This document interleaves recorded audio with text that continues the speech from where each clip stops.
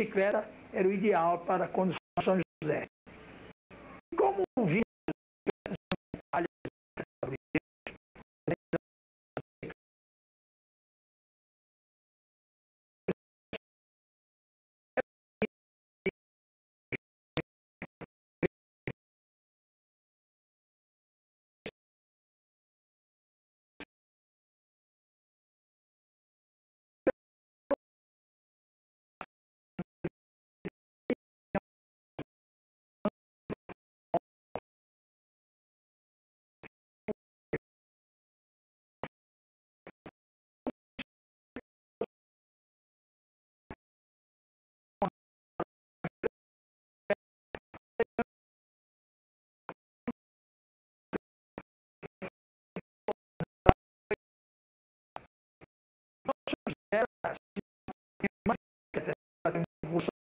qualquer cidade do estado de São Paulo, perdia lá para o Rio Grande do Sul, Santa Catarina, a colônia alemã, tornava a bicicleta o transporte também ideal, né?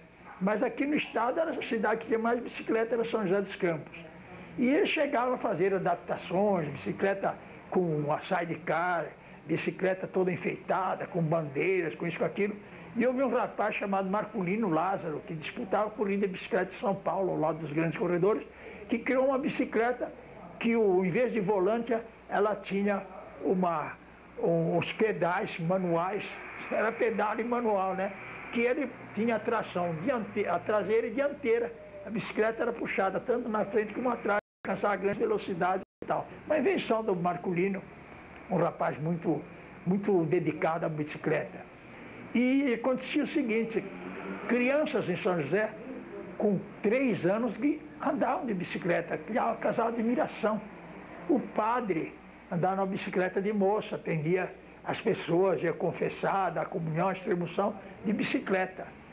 Então, a bicicleta se tornou ligada a São José dos Campos de uma forma intensa. Tanto que nós vemos que São José era a cidade das bicicletas.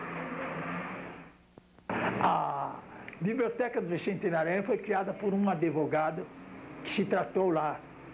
Ele chamava Lindbergh. O primeiro nome dele agora não me lembro, nem que ele era o Lindbergh. E ele tinha muitos livros, comprava muitos livros, tinha recursos, e ele então fez uma biblioteca lá. Quando eu conheci a Biblioteca Bicentenária, ela tinha mais de 5.000 livros. Recebia diretamente das editoras as novidades, ou oferecidas ou com descontos. Quer dizer, livros de História Amada, Raquel de Queiroz,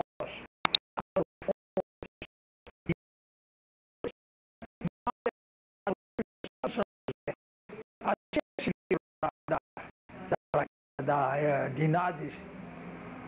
Diná Queiroz, esse Floradas na Serra, foi criticado por um dos médicos de São José dos Campos, que ele disse que ela não atentou direito à psicologia do tuberculoso.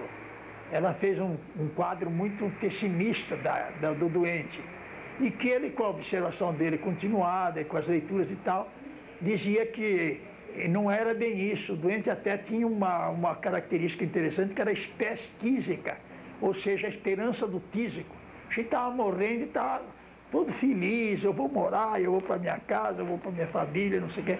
Então, uma das primeiras críticas do livro da Diná Silveira Queiroz foi do Dr. João Batista de Sousa Soares, de São José dos Campos, a qual ela respondeu através da Folha de São Paulo, aquele tempo chamava Folha da Manhã.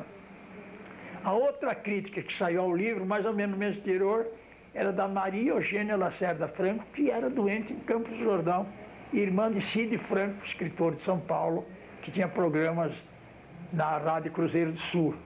Ela também escreveu criticando a Diná Silveira Queiroz. A Diná Silveira Queiroz respondeu pelo Estado de São Paulo. Diz que as duas primeiras críticas do livro dessa história de doentes, que é Floradas na Serra, saíram de São José de Campos do Jordão. E eu vi a Cacilda Beck, de quem eu fui conhecido, apresentado pelo Paulo Levrão. Eu a vi em Campos do Jordão quando estava filmando o Floradas na Serra, para Vera Cruz. Estava ela, o Javier Filho e outros mais, e conversava com eles lá no Hotel Rancho Alegre, onde eles estavam hospedados, e assistia tomada de algumas cenas de Florados na Serra, que eu mandei até uma reportagem para o estado de São Paulo. Olha, o comércio de São José não era forte. Como eu disse, aqui nós tínhamos estabelecimentos que eram filiais de Jacareí, Casa Maria Toledo, a casa do Paulo Martins, a casa aliás, do Roberto Martins de Jacareí, eram duas das mais importantes de São José. E aqui nós éramos frequentados pelos vendedores que tinham sua sede em Taubaté.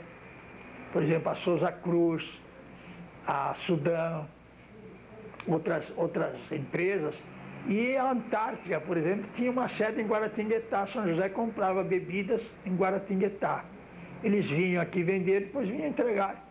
E eram, então, vindos de cidades vizinhas. Por exemplo, quando eu usei meu primeiro óculos, fui comprar em Taubaté, no oculário moderno, porque aqui em São José não vendia óculos, não tinha estabelecimento especializado. Quando eu casei, fui comprar chovalo em São Paulo. Não havia aqui um comércio capaz de fornecer as roupas especiais para noiva, etc. Então, era um comércio muito dependente. Agora, essa Casa Diamante era curiosa, ela era de um judeu, foi fundada em 1917, ele veio para cá doente, e ele então se especializou em artigos finos para essa elite de doentes. Por exemplo, São José vendia-se discos clássicos, vendia relógios diretamente da Suíça, licores e vinhos franceses, portugueses, italianos. Então a Casa Diamante não era uma loja comum. Ela vendia gêneros alimentícios e tudo entregue pela bicicleta. Era entregue, tinha 5 bicicletas o dia inteiro levando e trazendo. A farmácia também tinha bicicleta. Era bicicleta para um lado, bicicleta para o outro. E o Diamante então vendia os rádios da Philips, os eletrodomésticos, fogões da Darco e pianos. Vendia de tudo. Era só ir lá encomendar, o que ele não tivesse ele mandava buscar. E tinha até joias. Era comum pessoas ir comprar aliança lá no Diamante. Agora, ele tinha uma seção de óculos da seguinte forma: o camarada pegava um jornal, experimentava, achei que está bom, e levava aquele óculos. Dali um ano ele voltava a trocar o óculos porque a vista ficou mais fraca, então pegava o jornal de novo, este está bom. Era assim. E ele vendia também muita moda de viola, viu? Era engraçado, o comércio de discos da moda de viola é coisa antiga, aqui no Vale do Paraíba, é uma zona de caboclos, né? E então aqui tinha grande saída, aqueles discos do Cornélio Pires, Jararaca e Ratinho, do Torres e Serrinha, né? Aqueles típicos que já anteriores ao Tonico Tinoco. Depois veio Tonico Tinoco, agora já o Sérgio Reis, o Chitãozinho Chororó, é outra espécie de música, porque em geral a música caipira daquele tempo não tinha acompanhamento, a viola só dava os finaizinhos, acorde final, né? A gente cantava, né? Então era uma coisa curiosa, esse comércio de óculos, de discos caipiras e das coisas finas. Era muito comum a pessoa comprar um champanhe, aí a viúva clicou aqui em São José dos Campos. Tinha-se à vontade, né? E relógios finos, adereços e essas faianças.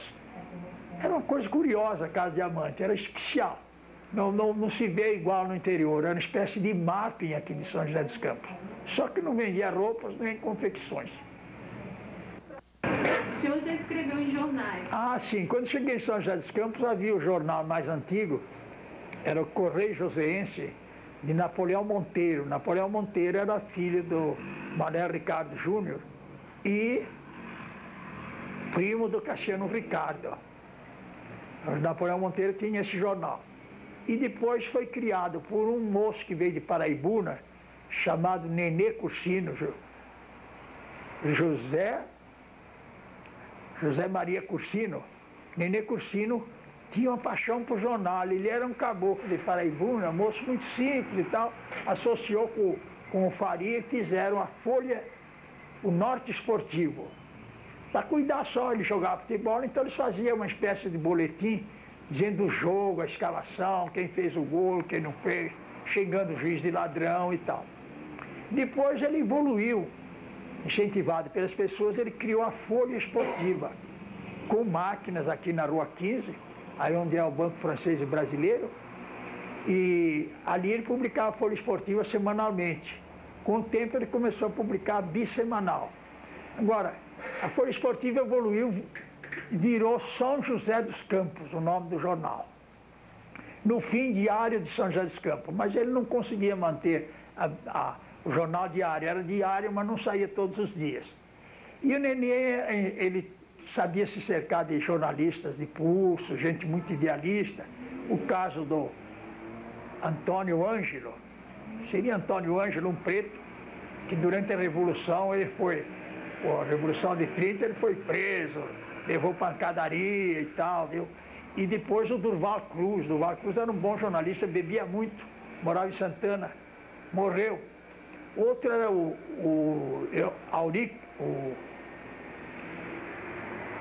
Galixo.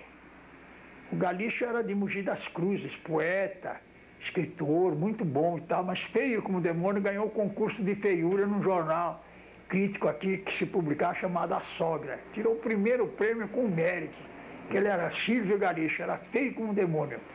Então, eles me convidaram, sabia que eu era poeta e tal, me convidaram e eu então publicava artigos no jornal, sobre política, sobre isso, sobre aquilo. Às vezes me prometiam uma surra aí, nunca me deram, mas eu andei ameaçado porque mexia muito com a vida dos outros. Depois eu colaborei também no Jornal do Napoleão, e daqui também eu fui correspondente do Jornal de Taubaté, o primeiro jornal diário que teve lá, o Diário do Vale do Paraíba, depois virou a Voz do Vale do Paraíba, depois Correio do Vale do Paraíba. E eu fui correspondente dele. Também, por força dessa atividade, eu fui correspondente do Estado de São Paulo, de 1949 a 1947 a 1972. Foi 25 anos correspondendo do Estado. Então eu mandava muita propaganda de São José, fotografias, uma coisa e outra. E algumas fábricas que vieram para cá, os gerentes me disseram que um dos motivos que fizeram pensar em vir para São José dos Campos foi a propaganda que eu fazia pelo jornal, dizendo dos incentivos da prefeitura, das terras fáceis, planas, que não exigiam terraplanagem, da facilidade com que se obtinha água a 150 metros de profundidade. O poço artesiano aqui não precisava máquinas, nada, a água fluía abundante, de forma que tudo isso concorreu que eu me tornasse um homem de jornal sem nunca ser jornalista. Eu nunca quis me dedicar ao jornalismo porque eu preferia ganhar a vida como contador, depois como advogado. Achava muito chato aquela história de ficar no jornal até meia-noite, 1h, 2h da manhã. Aquilo ali nunca foi comigo. Eu sempre gostei do meu conforto, ficar quieto em casa. E a história do Night Press? Ah, bem, isso quando eu era correspondente do Estado de São Paulo, a Night Press ocupava uma parte do prédio do Estado de São Paulo, na Rua Major Quedinho. E eles tomaram contato comigo e me pediram uma entrevista com o famoso Fokker. Fokker era alemão, F-O-C-K, Fokker, que fazia aqueles aviões Focke-Wulf, famosos durante a guerra. Então, ele foi aliciado pelo CTA ao lado de homens da sua entourage e vieram aqui num plano de construir um tipo de avião de decolagem vertical, seria o converte plano. Então, por motivo de saúde e tal, eles trabalhavam em ambiente com ar-condicionado, tinham umas casas especiais, um tratamento todo diferenciado, ganhavam bom dinheiro. E eu conhecia a mulher do Fokker, que ela vinha no mercado fazer compras e tal, tinha essa dificuldade no inglês, às vezes eu ajudava a fazer as compras. E me entrevista contando o tempo da guerra, contando das guerras, e sem revelar o que estava fazendo no Brasil, porque era segredo. Eu vi para não ser impresso. Então, essa entrevista que eu obtive com o Fock, ele não falava português, só se exprimia em alemão e em inglês. Essa entrevista que eu tive com ele foi espalhada em todo mundo. A Night Press mandou para toda parte, e contando que ele estava em São José dos Campos, uma cidade próxima a São Paulo, no Brasil, com toda a sua equipe, trabalhando para o governo brasileiro. Em São José foi criada a Escola de Comércio, nascida de um curso de preparatórios que chamava Olavo Bilac. Então, eles criaram a Academia de Comércio Olavo Bilac. O deputado José Feliciano ria num discurso dizendo que era o único lugar do Brasil onde conseguiram dar ao Bilac as qualificações de um contabilista, que ele nunca soube que Bilac tinha sido guarda-livro durante sua vida. E depois evoluiu para o colégio ginásio Aires Amâncio de Moura, que Aires Amâncio de Moura era um grande educador da família de lá, mas radicado em São José dos Campos. E eles então pensaram já que eles criaram uma sede boa lá na rua Francisco Paz, ao lado de onde hoje é a loja americana, eles pensaram em criar um curso superior. Estuda aqui, estuda ali, viram que o curso mais barato, mais fácil era o de Direito. Não exigia laboratórios, os professores viriam de São Paulo pela Dutra, e aqui havia um centro cultural, São José, viriam pessoas de outra cidade e criaram a Faculdade de Direito em 1954. Ela foi reconhecida pelo governo Getúlio Vargas no dia 2 de janeiro deste ano, em que depois veio Getúlio a morrer. Então, imediatamente anunciaram que ela ia abrir os vestibulares em março daquele ano. E começaram a procurar aí pessoas interessadas em estudar Direito. E me procuraram, disseram, você vai estudar Direito? Mas que loucura, eu não pretendo ser advogado, já estou, nesse tempo eu era gerente da agência Ford aqui de São José dos Campos, estava mais ou menos bem de vida. Disseram, não, você vai estudar Direito por dois motivos. Primeiro, porque você é um camarada que não tem dificuldade em passar no vestibular, conhece idiomas, escreve em jornais, etc. Tal. Em segundo lugar, porque você vai servir de exemplo. Nós falamos com um, diz, eu já tenho 30 anos, outro, eu já tenho 35. Você que está quase com 40, entra na nossa faculdade, vai servir de exemplo. E eu fui.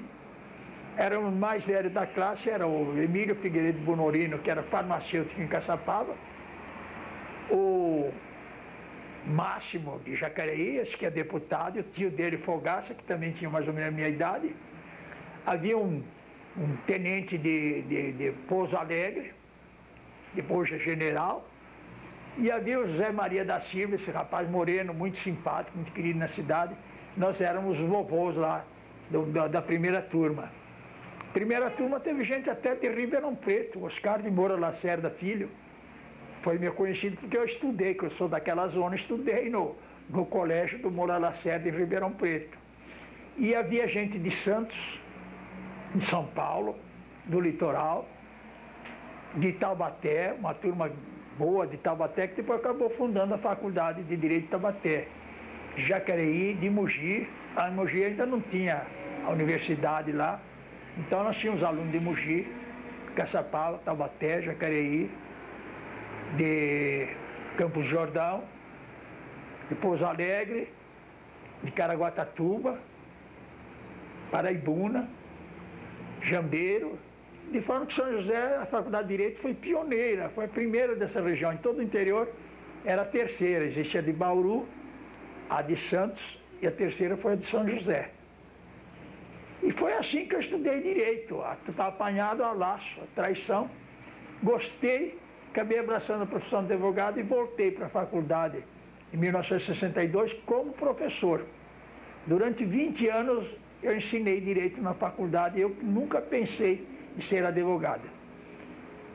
Terminei em 1982, eu me afastei da faculdade porque já estava muito velho, já estava meio surdo, a turma falava comigo, eu não ouvia, respondia direito.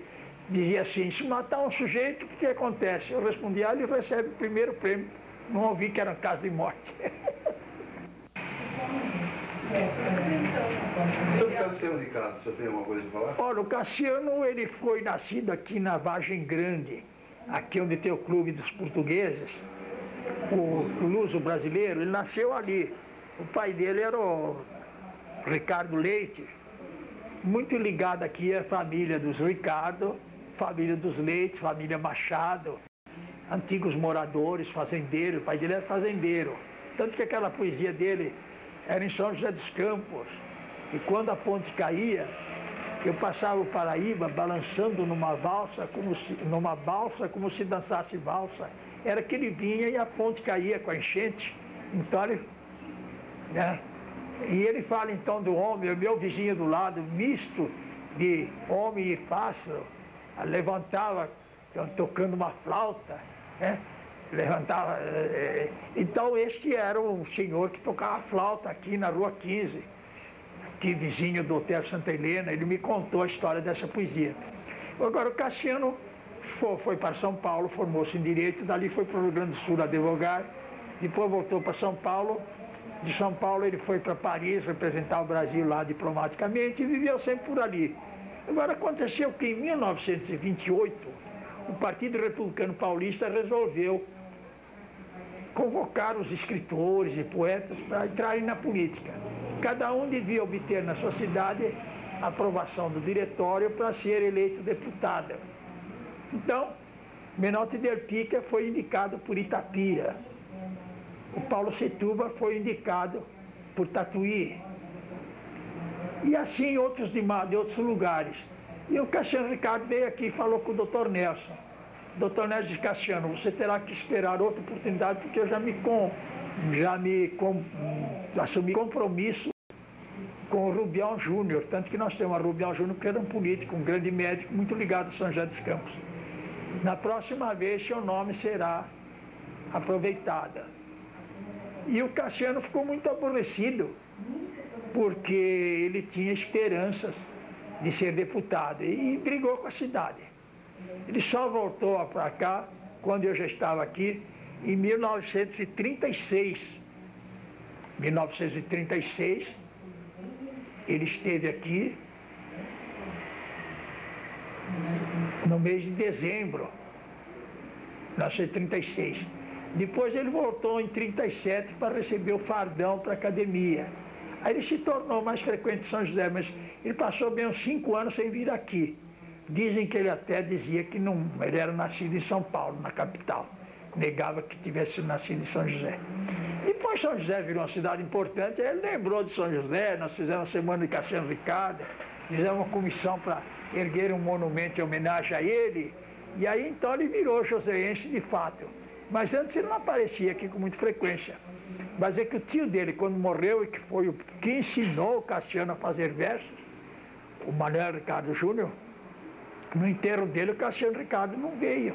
Esteve aí numa visita rápida, mas não veio ao enterro do tio, que era a pessoa que ele mais queria, que ele dedicava todos os livros. E ele publicou um livro de sonetos chamado Dentro da Noite.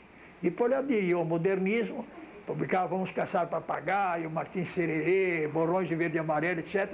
E mandava para o tio. E o tio dizia o seguinte: Cassiano, gostei muito dos seus novos versos que estou lendo com prazer, mas eu prefiro ver-te dentro da noite.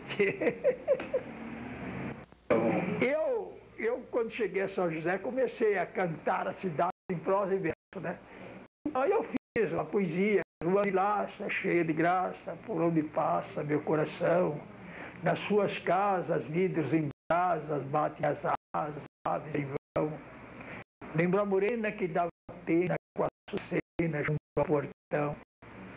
Rua Vilaça, cheia de graça, que dá meu coração. No meio tem um pedaço que eu esqueci: a saudade da mocidade, triste me invade ao ver a rua, na tarde quente, ao sol poente, mansamente. Ah, bem, São José, olha, foi a primeira cidade brasileira a ter um reator atômico, né, subcrítico para estudos. Isso aqui foi inaugurado há mais de 25 anos, o CTA. São José foi a sede de rastreamento dos satélites que foram lançados, né? Aqui vieram técnicos americanos 5 técnicos, é uma coisa curiosa. Eles tomavam a refeição na cantina Bela Veneza e gostaram das brasileiras e casaram 5 técnicos com 5 garçonetes caipiras. Algumas delas voltaram para cá falando inglês, metidas em roupas maravilhosas, com filhos americanos e tal, porque eles conseguiram ver o céu, mas não conseguiram fugir das belezas da terra, né? E São José era uma cidade onde havia conferências internacionais, vinham aqui personalidades de importância, e tem uma coisa que pouca gente sabe: a indústria automobilística brasileira nasceu de uma conferência havida aqui em São José, no tempo que era ministro o Lúcio Meira e presidente da República o Gaspar Dutra, se eu não me engano. Gaspar Dutra já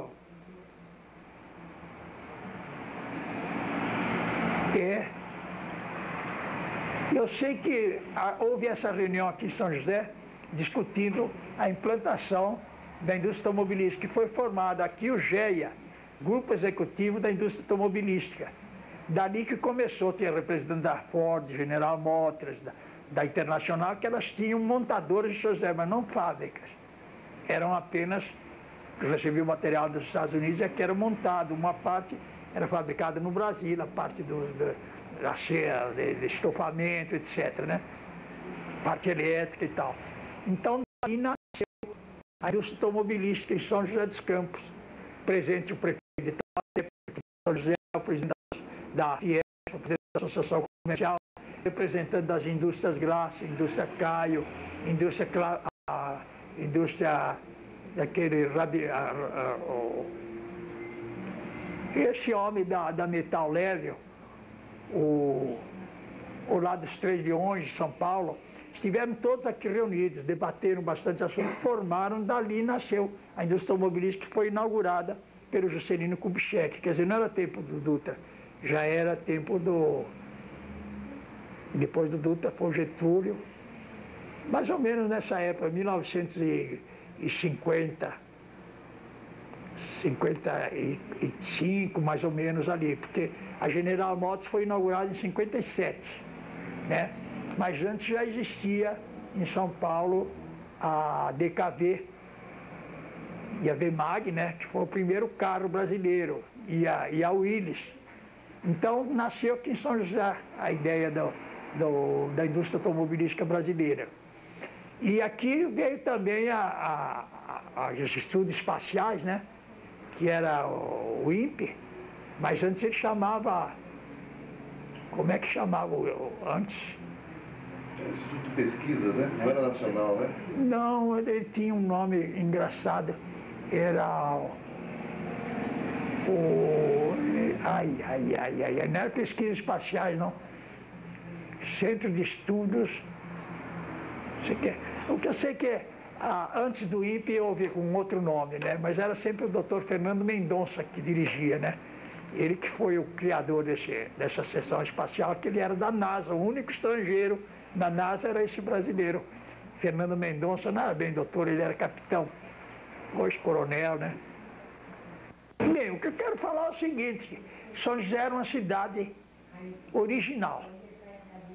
Não era uma capital, mas parecia. Não era um grande centro, mas parecia.